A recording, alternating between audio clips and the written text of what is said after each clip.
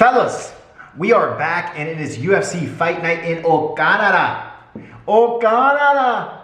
And we got a couple little sneaky bangers on here. The beautiful thing about being out of the Apex is they're gonna stack the card just a little bit extra because they got to.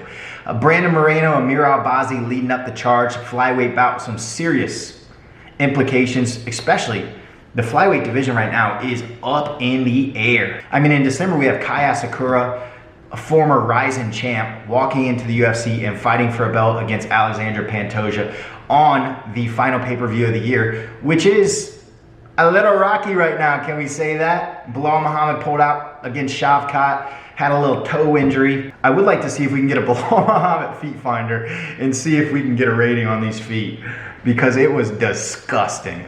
First time feet finder user. Website's nice, good colors. I'm not a foot guy. No, these are for sellers. I'm trying to buy your feet. Okay, that's enough. That's enough Bilal Muhammad foot finder. Could not find it.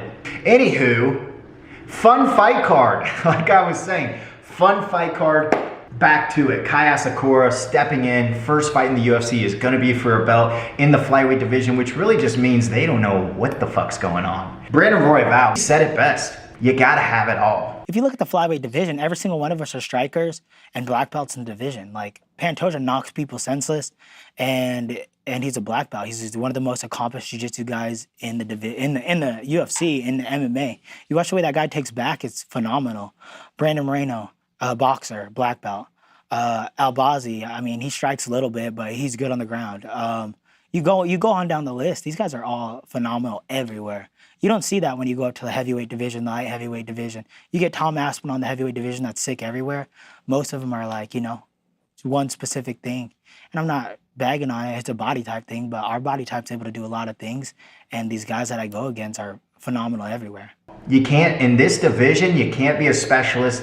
You gotta be able to do it all. You gotta be able to strike, you gotta be able to grapple, you gotta be able to wrestle. Brandon Moreno has been in there with the best of them and is really only in recent time lost to the best of them. He is on a 2-fight skid, but he lost a split decision to Brandon Royval and a split decision to Alexander Pantoja, both very competitive fights. Before that, he had a back and forth battle with Deiveson Figueiredo, who those wins are aging better and better as we go, because Deiveson Figueiredo stepped up to the bantamweight division and is looking very good. He also got a big win over Kai Kara-France in the midst of that, where he put a body shot into Kai that stopped him in his tracks. So Brandon Moreno's still alive and well, and he's a young buck. He's only 30, but I'd like to see him turn back the clock a little bit and show a little bit of dominance to an up-and-comer, Amir Albazi, who doesn't have nearly the level of competition that said Brandon Moreno has. Biggest win is over Kai Kara-France. I call it controversial win. I thought Kai won, but who am I? Judges decided otherwise. It was a close fight. That's what you can say. Close fight with Kai Kara-France. Then he also fought Alexander Costa, Francis Figueiredo, not to be mixed with Deiveson. It's his little brother. And then Zaglas Zhumagulov, one of the best haircuts in the UFC. It's like the Kazakhstani Paddy Pimblett, or wherever the fuck he's from. Fantastic hair. Big win over Malcolm Gordon. That's a good win right there. But he doesn't have the Pantojas. He doesn't have the Royvals. He doesn't have the Deiveson Figueiredos on his resume. But he is 17-1. Only loss coming to Jose Torres, and that was pre-UFC. So who really gives a shit about that? He's 5-0 since entering the UFC. I think the question I have with Amir Albazi is, like Brandon Royval said, you can't be a specialist. He's gonna have to be able to strike with Brandon Moreno, because Brandon Moreno, we've seen him wrestle. We've seen him roll through grappling situations. Dude is nasty. Choked out Deiveson Figueiredo. I mean, dude's a nasty little buck, and we know he's got hands. He's got that Mexican heart, so he's gonna go. Can Amir Albazi catch him, keep up with him, and enforce his game on him? Can he put him to the ground and use that top pressure to really force Brandon Moreno into his world? Under that, we have Erin Blanchfield, Rose Namajunas. This is another division. We have some pretty big stakes here, because it's another division that kind of feels open. Valentina Shevchenko beating Alexa Grasso at the Sphere back in September? I think it was September. It might have been late August. But regardless, Valentina needs new challengers. One thing I'll say is both these ladies have lost to Mano Ferrero, which I kind of assume is getting the next crack at Valentina Shevchenko. I mean, taking out Rose Namajunas and Erin Blanchfield in back-to-back victories and doing it in pretty decisive fashion, you think that she's next. And I think that's a great fight. Mano's a big girl. New blood is entering the division, and this is another fight that you could see come right behind it. Winner of this fight's right in that mix. Erin Blanchfield, Rose Namajunas.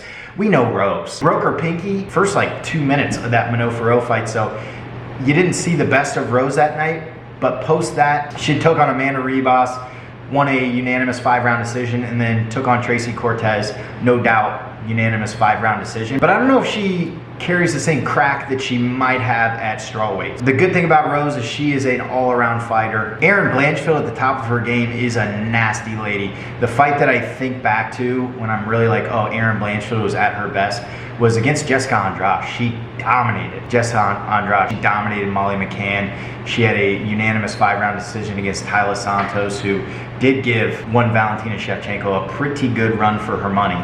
So Erin Blanchfield is no slouch at all. My holdback with Blanchfield is when she wasn't able to get the takedown against Minot, she was in trouble. So we'll see if she sharpened up her game a little bit. That was back in March of 2024, so she's had, 7 months to kind of sharpen up the striking. You can't catch up to Rose Namajunas in that time, but you can sharpen up some things and maybe find better entrances and maybe just get your hands on her a little bit more. But also, Minot's a big girl, 5'7".